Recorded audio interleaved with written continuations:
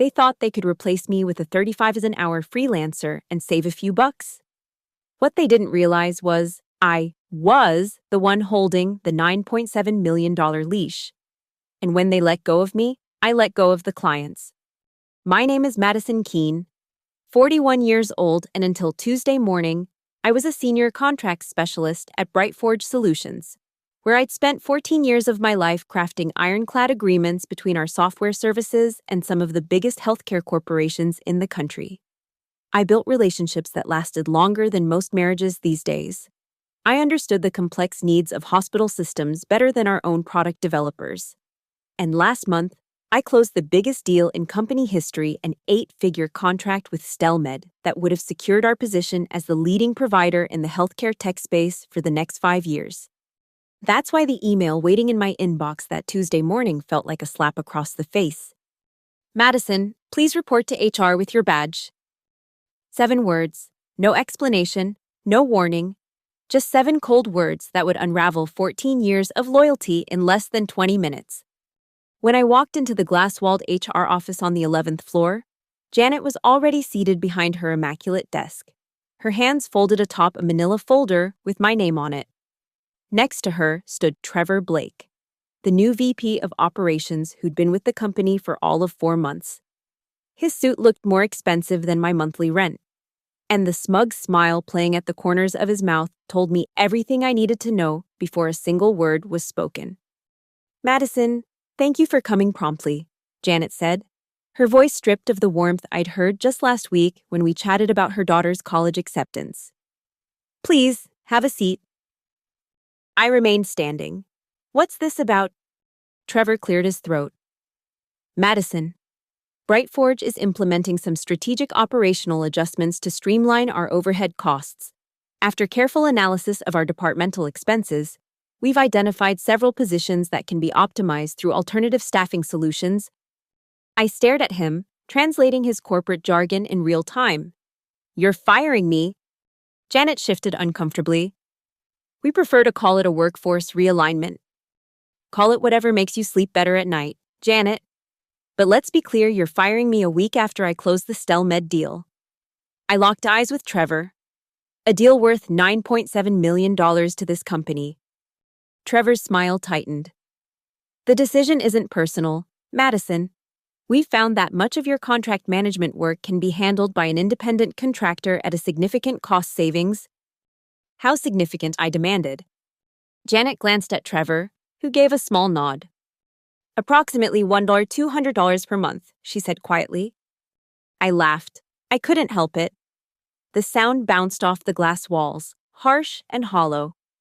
You're replacing me with a freelancer to save $200 a month after I just secured a contract worth millions.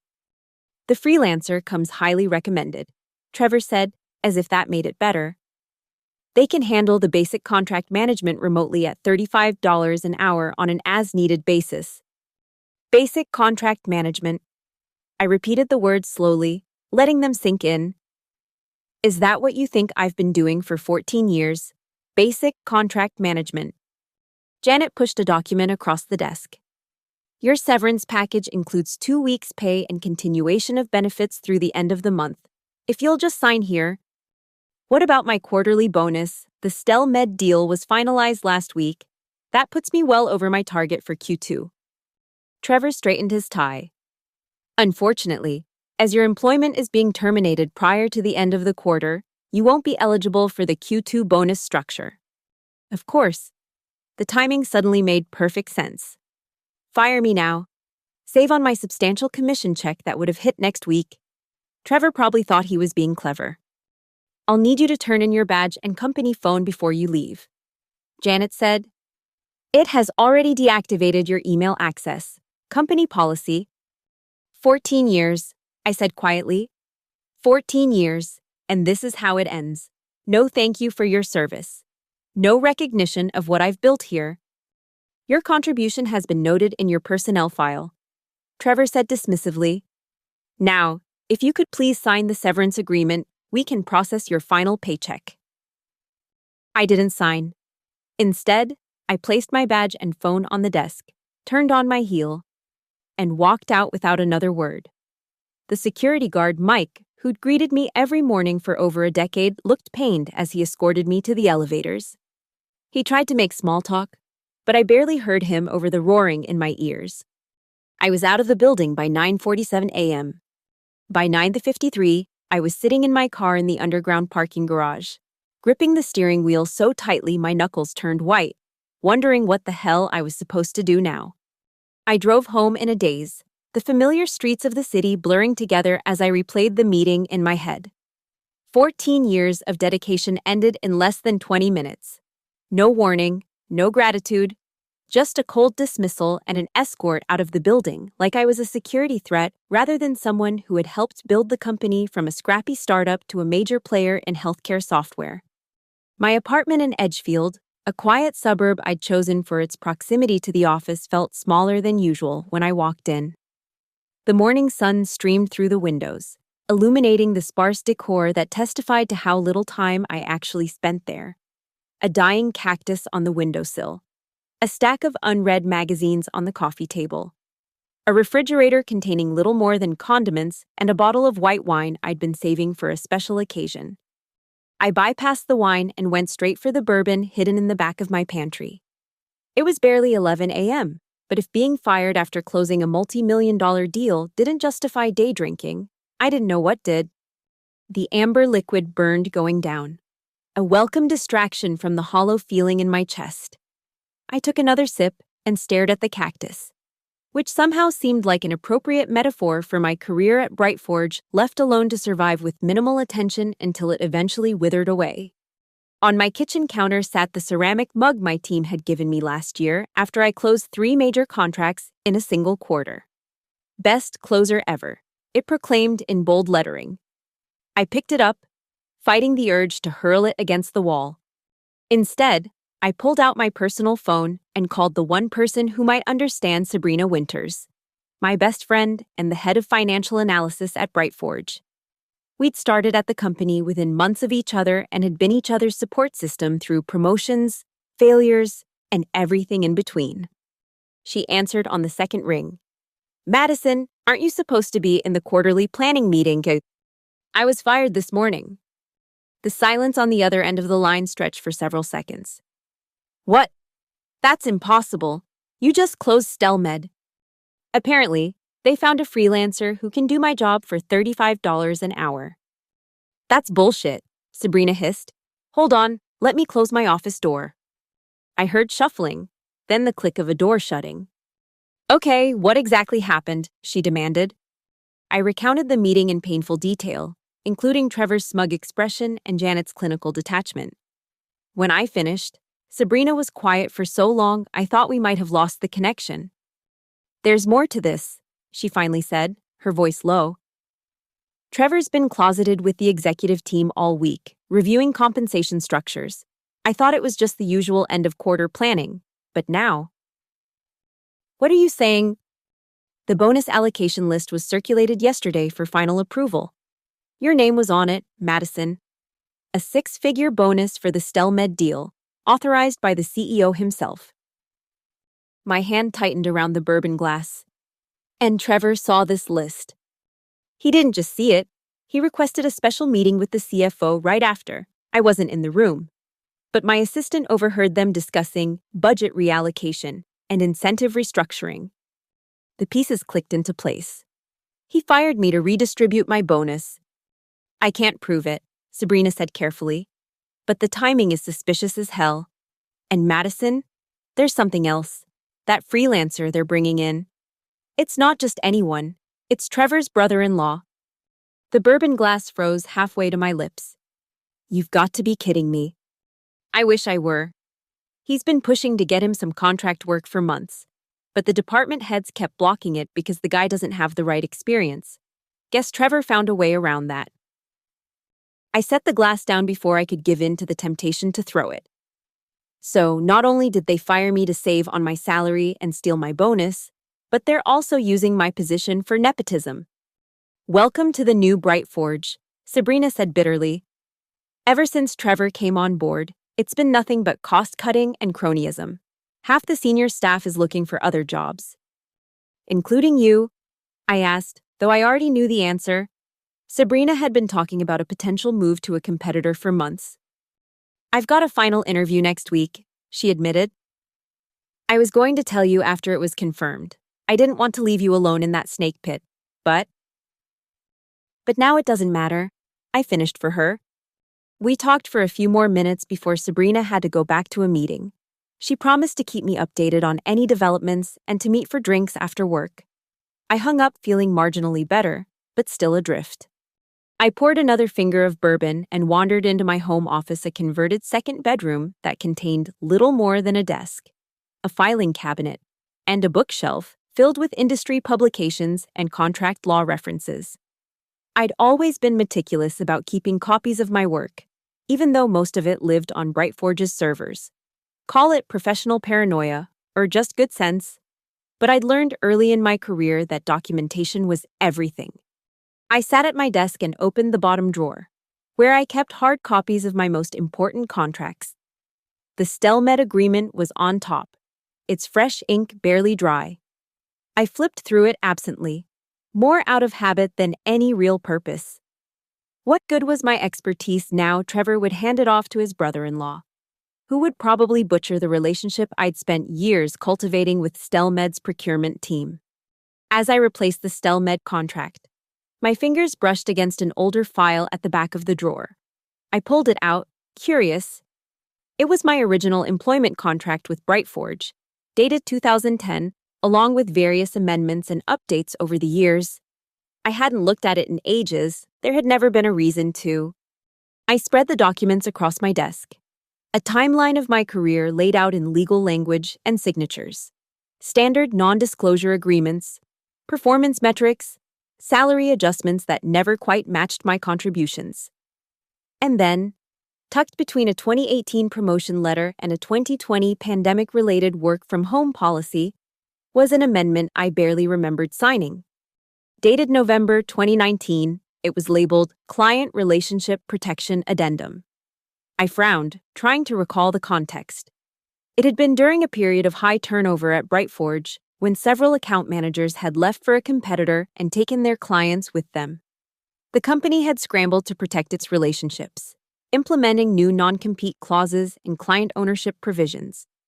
I scanned the dense legal text, most of it standard boilerplate about company ownership of client relationships.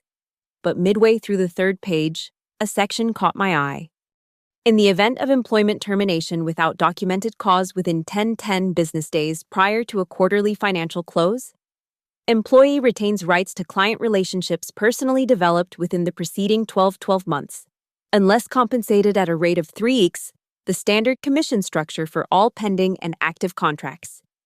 I read the paragraph 3 times, my heart rate accelerating with each pass. Then I flipped to the signature page, confirming that both my signature and that of the then COO were present and dated. My hands were shaking as I opened my laptop and navigated to my personal email, where I'd forwarded myself a spreadsheet of my current client roster just last week, a habit I'd developed years ago to keep track of my commissions. I pulled up the list, filtering for clients I'd personally brought on in the past 12 months. 6 companies, 6 major healthcare organizations that collectively represented $9.7 million in contract value to Brightforge. And according to this forgotten amendment, they were now mine to claim. I leaned back in my chair, the implications washing over me in waves. Brightforge had fired me to save $1,200 a month and avoid paying my rightful bonus. In doing so, they triggered a clause that could potentially cost them nearly $10 million in business. The bourbon sat forgotten on my desk as I pulled out my phone and searched for a number I hadn't called in years: Eric Weller, a commercial litigation attorney who'd represented me in a dispute with a previous employer. If anyone could tell me if this clause was truly as powerful as it seemed, it would be Eric. His receptionist put me through immediately the benefits of being a former client who'd paid her bills on time. "Madison Keene," Eric said warmly when he came on the line. "It's been, 5 years? Don't tell me you're in trouble again." "Not trouble exactly," I said, "but I could use some legal expertise. Do you have time for a consultation today?" "For you always. Can you be at my office at 2?" I'll be there. I hung up and sat quietly for a moment, the shock of the morning giving way to something else, something that felt surprisingly like opportunity. I'd been loyal to Brightforge for 14 years, putting the company's needs above my own time and again. And what had it gotten me? A 20-minute termination meeting and an escort out of the building. Maybe it was time to see what happened when I put myself first, for a change. I showered, changed into one of my power suits, a charcoal gray ensemble that had closed more deals than I could count, and grabbed the employment contract and client spreadsheet. As I headed out the door, my phone pinged with a text from Sabrina. Exec team in emergency meeting. Trevor looking stressed. Call me later. I smiled for the first time that day. Something told me things were about to get very interesting. Eric Weller's office occupied the 15th floor of a downtown high-rise, with floor-to-ceiling windows offering panoramic views of the city skyline. His firm specialized in employment law and commercial litigation, representing both companies and individuals in high-stakes disputes. I'd met him through a networking event years ago, before I joined Brightforge, and he'd helped me navigate a tricky situation with my previous employer's non-compete clause. His assistant showed me into a conference room where Eric was already waiting, his tall frame bent over a stack of documents. He looked up when I entered, pushing his glasses higher on his nose. "Madison," he said, extending his hand. "Still closing impossible deals and making it look easy." "Not anymore," I replied, shaking his hand firmly. "I was fired this morning." His eyebrows shot up. "That's unexpected. Last time we spoke, you were on track for a directorship." "Things change." I set my folder on the table. New management, new priorities. "I'm sorry to hear that. What can I help you with?" I slid the employment contract across the table, open to the amendment page. "I need to know if this clause means what I think it means." Eric picked up the document, his expression shifting from friendly to professional as he read. His eyes narrowed slightly, and he flipped back to check the signatures before returning to the clause in question. After a long moment, he looked up at me. "Who drafted this?" "Brightforge's legal team, I assume." It was part of a company-wide initiative to protect client relationships after several account managers left for a competitor. And they included this language. He tapped the paragraph with his index finger.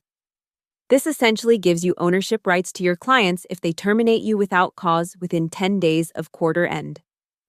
That's what I thought it said. I leaned forward. "Is it enforceable?" Eric removed his glasses and polished them with a cloth from his pocket, a habit I remembered from our previous work together. It was what he did when he was thinking carefully about his response. "In my professional opinion, yes, it's unusual. But it's clearly worded and properly executed by both parties."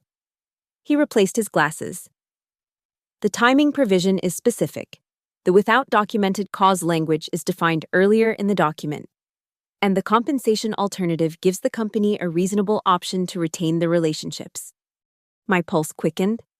"So if they fired me without cause 8 days before the end of the quarter and failed to pay you triple the standard commission on those accounts?" Eric nodded.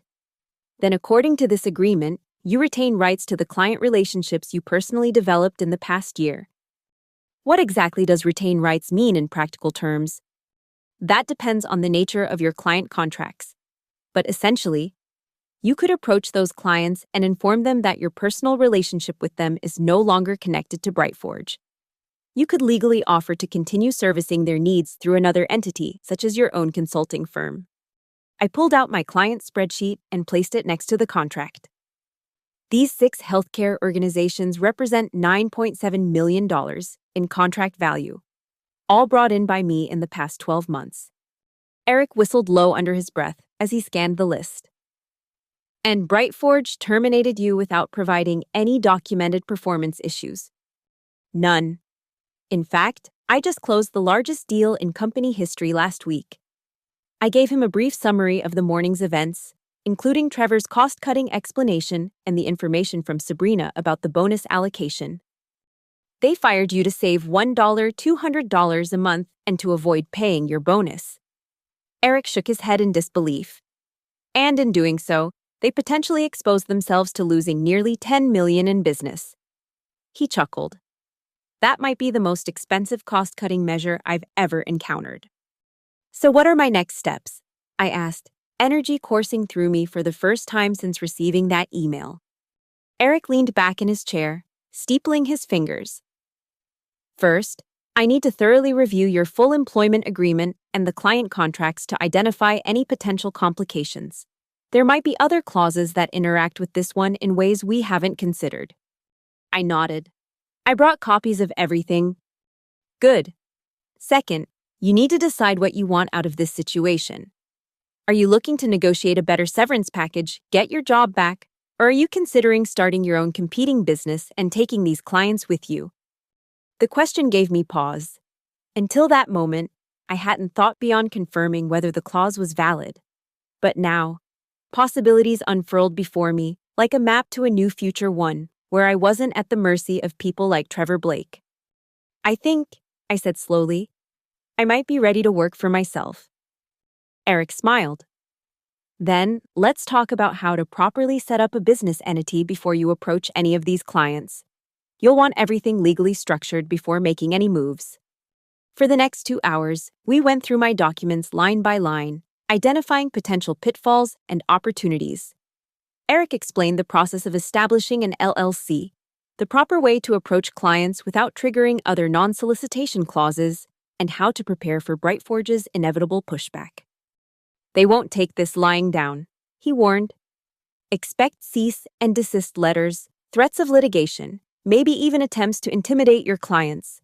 We need to be prepared for all of it. By the time I left his office, I had a clear action plan and a newfound sense of purpose. Eric would begin preparing the necessary legal documents for my new company, Keen Contract Strategies, while I gathered more information about the current status of my client relationships. I was halfway home when my phone rang. Sabrina, where have you been? She demanded when I answered. I've been texting you for hours. Sorry, I was in a meeting with my lawyer. What's going on? Chaos, she said, her voice hushed. Trevor's been running around like his hair's on fire ever since the executive meeting ended. He called an emergency session with the legal team, and they've been holed up in the conference room ever since. My grip tightened on the steering wheel.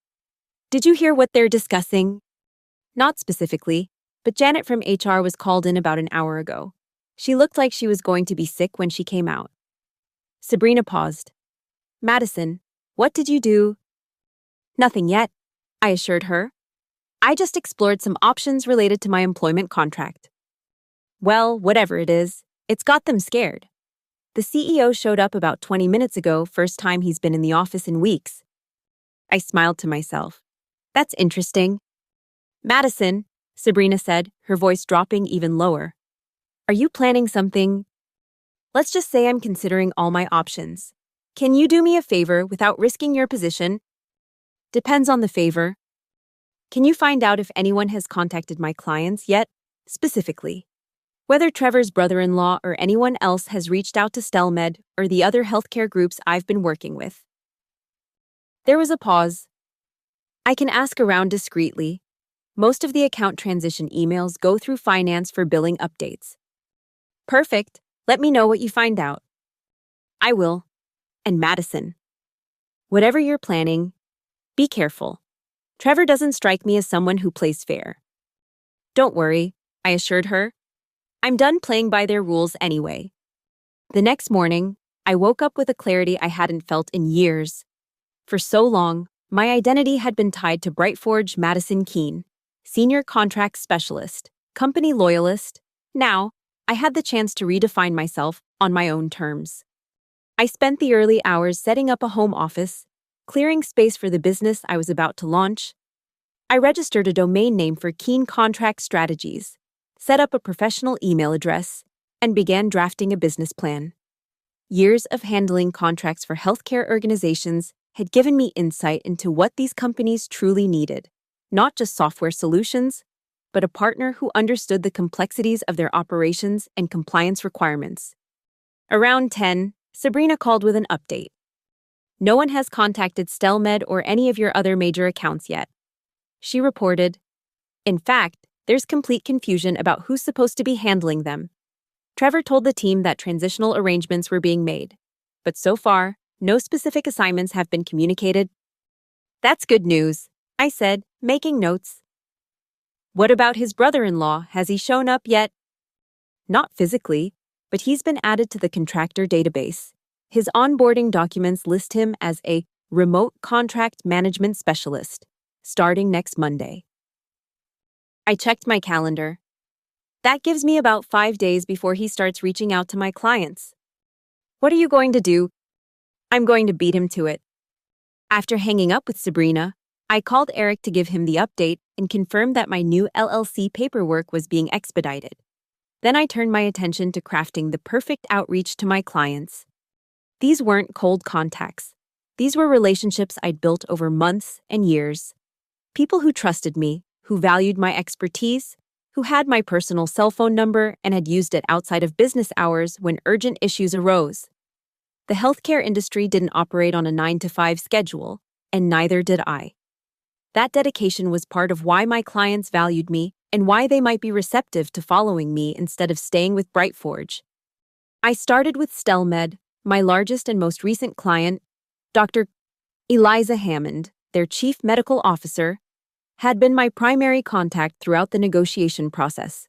She was brilliant, demanding, and fiercely protective of her organization's interests, qualities I respected and had worked hard to accommodate in our contract negotiations. Rather than sending an email that might be forwarded to Brightforge, I decided to call her directly. She answered on the third ring. "Madison," she said, sounding surprised. "I was just thinking about you. I had a question about the implementation timeline we discussed." "That's actually why I'm calling," I said smoothly. "There have been some significant changes at Brightforge that you should be aware of, as they might impact your implementation schedule." "What kind of changes?" Her tone sharpened immediately. "I'm no longer with the company as of yesterday. I've established my own contract management firm and wanted to touch base directly given our recent work together." There was a pause. "I see. And who at Brightforge will be handling our account now?" "That's unclear at the moment. From what I understand, they're planning to assign a new remote contractor to manage your implementation, but that person won't be starting until next week." "A new contractor." Dr. Hammond's voice rose slightly. "Madison, we just signed a multi-million-dollar agreement. Our implementation timeline is critical for our Q3 patient management rollout. We can't afford to have someone learning the ropes on the fly." "I completely understand your concern," I said, careful to remain professional. "Which is why I wanted to let you know about a provision in my agreement with Brightforge that might be relevant to your situation." "I'm listening." "Due to the timing and nature of my departure, I retain certain rights to client relationships I've personally developed in the past year. This includes Stelmed." "Meaning what, exactly?" "Meaning you have options regarding who manages your contract going forward.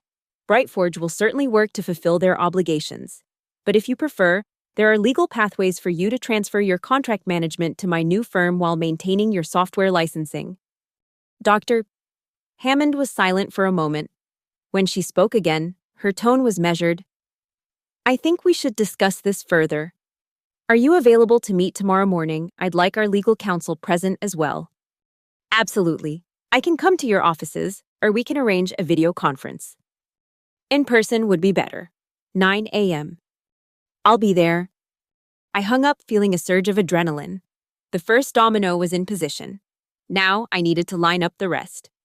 Over the next few hours, I made similar calls to my other key clients.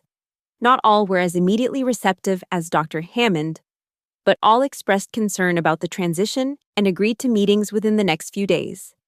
None had been contacted by Brightforge, yet a critical oversight that was working in my favor. By late afternoon, I had meetings scheduled with all 6 healthcare organizations on my list. I was just reviewing my presentation materials when my phone rang with an unfamiliar number. I answered cautiously. "Madison Keene speaking." "Ms. Keene, this is Thomas Reed from Brightforge Legal." The voice was clipped and formal. "We need to discuss your recent communications with company clients." So they'd found out. That was faster than I expected, but not surprising. In an industry built on relationships, word traveled quickly. Mr. Reed, I replied, matching his formal tone. I wasn't aware that Brightforge monitored the personal communications of its former employees. When those communications potentially violate non-solicitation agreements, we most certainly take notice. I haven't solicited anyone, I said calmly. I've merely informed certain organizations about changes that might affect their service agreements, as any responsible professional would do. We have reason to believe you're attempting to divert Brightforge clients to a competing enterprise. This is a clear violation of your employment terms. I suggest you review my employment contract more carefully. Mr. Reed, specifically, the Client Relationship Protection Addendum from November 2019. I kept my voice steady despite the racing of my heart. I think you'll find that my actions fall well within my rights under that agreement. There was a pause, and I could hear papers shuffling in the background.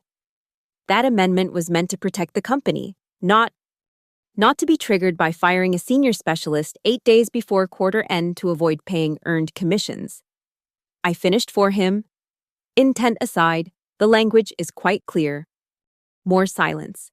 Then, Ms. Keen, I strongly advise you to cease all contact with Brightforge clients immediately. The company is prepared to pursue all available legal remedies if you continue this course of action. And I strongly advise Brightforge to review that amendment with fresh eyes. Mr. Reed, if the company wishes to retain those client relationships, the terms for doing so are clearly outlined in Section 4.3. I'm open to a conversation about proper compensation as specified in the agreement. This is not... I have another call coming in. Mr. Reed, please feel free to have your team reach out if Brightforge wishes to discuss a resolution that respects the terms we both signed. Until then, I'll continue to exercise my rights under the agreement. I hung up before he could respond, my hands slightly shaky but my resolve stronger than ever. The call confirmed what I'd suspected. Brightforge hadn't thoroughly reviewed my employment terms before letting me go. They'd assumed I was just another disposable employee who would quietly accept their severance and disappear. They were wrong. My phone buzzed with a text from Sabrina legal team called Emergency Meeting with Trevor and CEO. Document searches happening. What did you do? I smiled as I typed my response, just reminded them to read the fine print. The next morning, I arrived at Stelmed headquarters 30 minutes early, dressed in a new navy blue suit I'd purchased specifically for this meeting.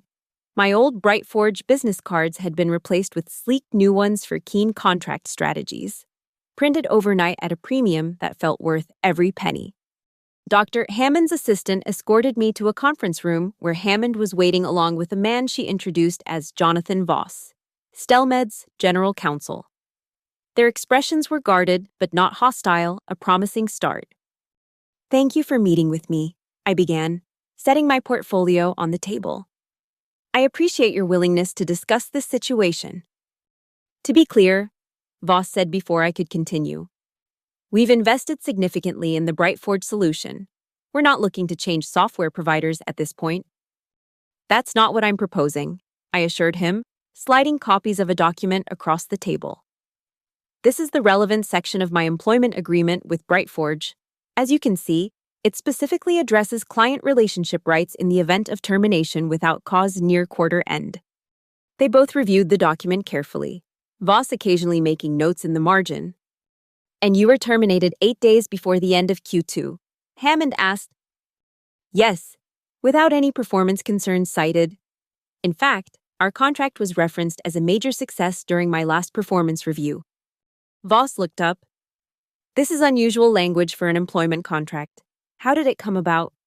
I gave them the background on the amendment, how Brightforge had implemented it during a period when they were losing clients to departing employees, intending it to protect the company by allowing them to retain relationships through additional compensation to terminated employees.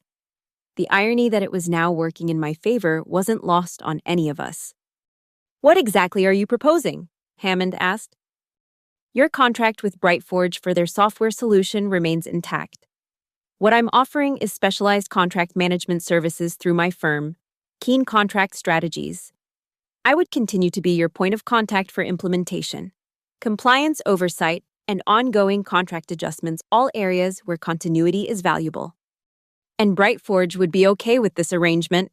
Voss sounded skeptical. They have two options under the terms of my agreement. I explained.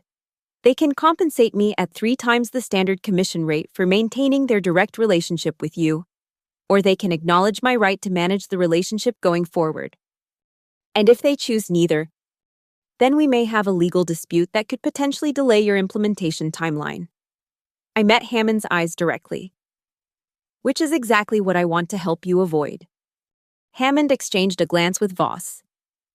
We've received no communication from Brightforge about your departure or any transition plan for our account. That's concerning, given the complexity of our agreement and your implementation schedule, I noted. It is, Hammond agreed, especially considering the assurances they made about consistent support during the implementation phase. She turned to Voss. What are our options here? Voss tapped his pen against the document. Based on this language, Ms. Keen does appear to have certain rights regarding your relationship. If Brightforge isn't contesting this, and their silence suggests they might not have a strong position to do so, then we could structure a separate service agreement with Keen contract strategies for implementation oversight while maintaining our software licensing with Brightforge. Hammond nodded slowly. That would provide the continuity we need while they sort out their internal issues. She looked at me. Can you prepare a proposal for such an arrangement? I already have, I said, producing another document from my portfolio. This outlines a service agreement that would run parallel to your Brightforge contract, ensuring seamless implementation and ongoing management. Hammond smiled slightly. Always prepared. It's why we trusted you with this contract in the first place. We spent the next hour going through the details of my proposal. By the time I left Stelmed's offices, I had a tentative agreement for a service contract worth $275,000, annually contingent on review by their executive team and legal department. But with Hammond's strong recommendation, 1 down, 5 to go. The rest of the week unfolded in a similar pattern. Each client meeting revealed the same troubling fact: Brightforge had made no proactive effort to communicate transition plans following my departure. This silence spoke volumes to organizations that had chosen Brightforge largely because of my personal attention to their needs. By Friday afternoon, I had preliminary agreements with 4 of my 6 clients, representing nearly $5 million in contract value. The 5th was still considering their options, and the 6th had scheduled a follow-up meeting for Monday after consulting with their board. Meanwhile, Brightforge's response evolved from threatening to desperate. After the initial call from their legal department, I received a formal cease and desist letter, which Eric reviewed and dismissed as largely toothless given the language in my employment agreement. When that failed to deter me, Trevor himself called, his earlier smugness replaced by barely contained panic. Madison, I think there's been a misunderstanding, he began, his voice artificially friendly. Your position at Brightforge is still open if you'd like to return. We can discuss compensation adjustments to reflect your value to the company. That's an interesting change of perspective. Trevor, I replied. Just 3 days ago, my job could be done by a $35 an hour freelancer. That was a preliminary assessment that didn't account for the full scope of your client relationships, he said smoothly. The executive team has reviewed the situation and agrees that your contribution warrants reconsideration, including the Q2 bonus I earned for the Stelmed contract. Of course, plus an additional retention bonus to compensate for the misunderstanding. I let the silence stretch between us, imagining Trevor sweating on the other end of the line as he realized just how much damage control he was facing. According to Sabrina, who was still feeding me inside information, the executive team had been livid when they discovered the full implications of my departure. The CEO had reportedly asked, in colorful language, how they could have fired the person responsible for nearly $10 million in contracts to save what amounted to pocket change. I appreciate the offer, Trevor, I said finally, but I've decided to pursue other opportunities. Madison, be reasonable. His friendly tone slipped, revealing the desperation underneath. If this is about the amendment in your contract, we're prepared to honor the compensation provision. 3 times the standard commission on all active contracts. It's a generous offer. It's what the contract requires. I corrected him. And while I appreciate Brightforge finally acknowledging its obligations, I'm afraid that option is no longer on the table. What are you talking about? The time for Brightforge to exercise that option was before I established independent relationships with these clients. 4 of them have already signed service agreements with my firm, with the others likely to follow next week. You can't do this, Trevor hissed, all pretense of friendliness gone. The company will sue you into oblivion. For what, following the terms of an agreement Brightforge drafted, I don't think that will play well in court or in the industry press. I kept my voice calm and professional, a stark contrast to his growing agitation. But I'm still open to an amicable resolution. What kind of resolution? One that acknowledges the reality of the situation. My firm will manage the client relationships going forward with appropriate referral fees to Brightforge for the underlying software licenses. Everyone wins, the clients get the consistent service they expect. Brightforge retains the software revenue, and I build my business. And if we refuse, then I'll continue exercising my rights under the agreement, and you can explain to the board why Brightforge is hemorrhaging major healthcare clients 8 days after firing the person who brought them in. The silence that followed told me everything I needed to know about Trevor's position. He was trapped, and we both knew it. I'll need to discuss this with the executive team, he finally said. Of course. Have your legal department contact Eric Weller at Weller & Associates. He's representing me in this matter and can work out the details of our ongoing relationship. I hung up feeling a strange mix of satisfaction and vindication. In just 4 days, I'd gone from being unceremoniously fired to negotiating with Brightforge as an equal. The power dynamic had shifted completely, all because of a clause they'd never expected to be triggered. That evening, Sabrina came over with a bottle of champagne to celebrate my progress. We sat on my small balcony, watching the sunset paint the sky in shades of pink and gold. The office is absolute chaos, she reported, sipping her champagne. Trevor's on the verge of a nervous breakdown. The legal team is working around the clock trying to find a loophole in your agreement, and the CEO is demanding hourly updates on the client situation. And what about Trevor's brother-in-law, the 35 an hour freelancer who was supposed to replace me? Sabrina laughed. His contract has mysteriously disappeared from the system. Apparently, they're reassessing their staffing strategy. I smiled, raising my glass in a toast. To reassessment? You know, Sabrina said, turning serious. You could probably negotiate your way back into Brightforge with a director-level position and double your previous salary. They're that desperate. I considered this for a moment, looking out at the city skyline. The thought had crossed my mind, taking the victory and the promotion, returning to the familiar comfort of corporate life. But something had fundamentally changed in me over the past week. I'd glimpsed a different future, one where I controlled my own destiny instead of being at the mercy of people like Trevor Blake. I don't think I want to go back, I said finally. For 14 years, I gave that company everything. Nights, weekends, holidays. I missed my sister's wedding for a contract negotiation. I delayed buying a house because I was always too busy to look at properties.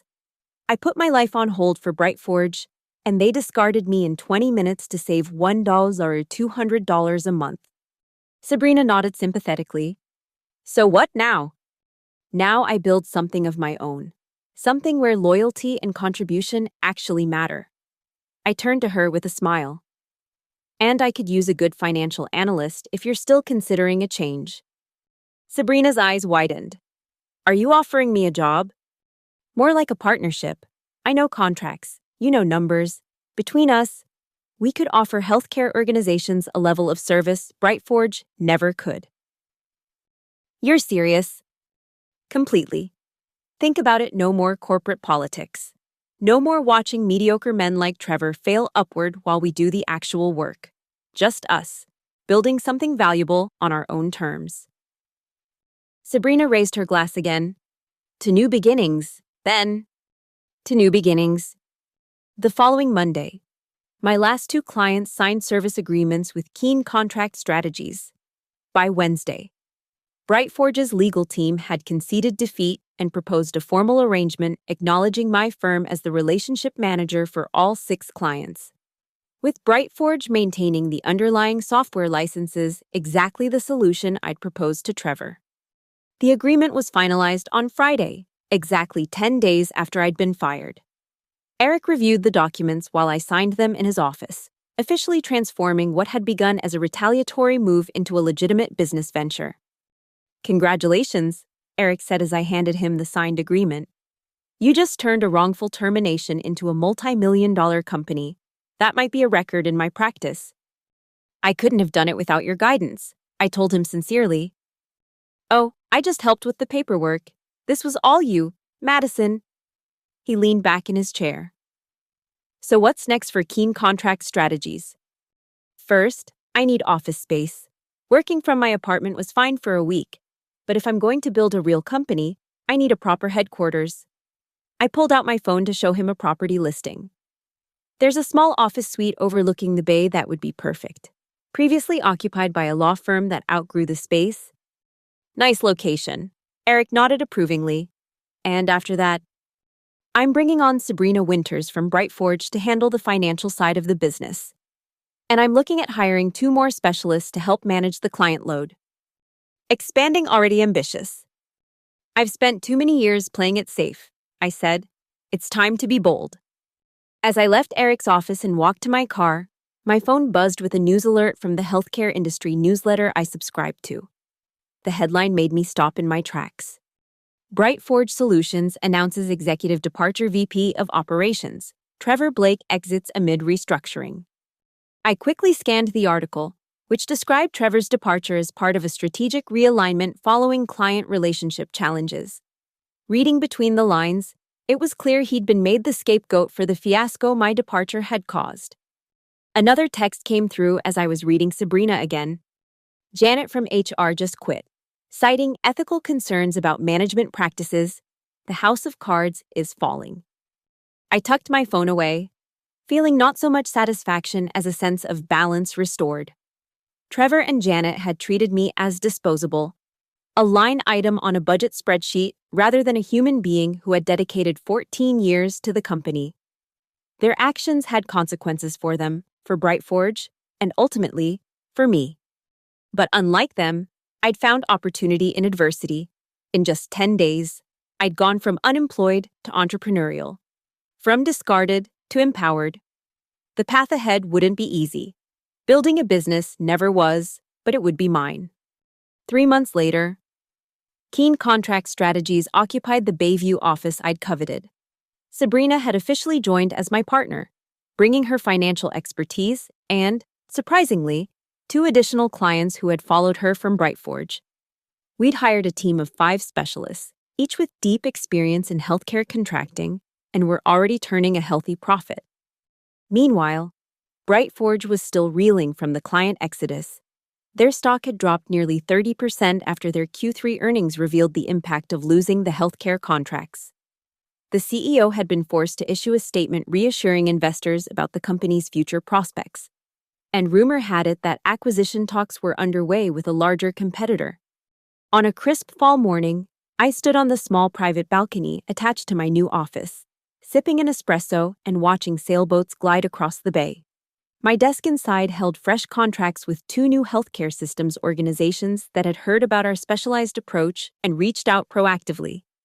My phone chimed with a calendar alert, a weekly check-in with StelMed's implementation team in 15 minutes. Dr. Hammond had become not just a client, but a vocal advocate for our services, referring 3 other medical groups to us in the past month alone. I took one last look at the water, feeling a sense of peace I hadn't experienced in years. 14 years at Brightforge had taught me valuable lessons about business, contracts, and client relationships. But being fired had taught me something even more important about resilience, self-worth, and the power of standing up for yourself. They had replaced me with a freelancer to save $200 a month. I had walked away with $9.7 million in contracts and built a thriving business from the ashes of their short-sighted decision. As I turned to head back inside for my meeting, I smiled to myself and whispered, I hope they think it was worth it.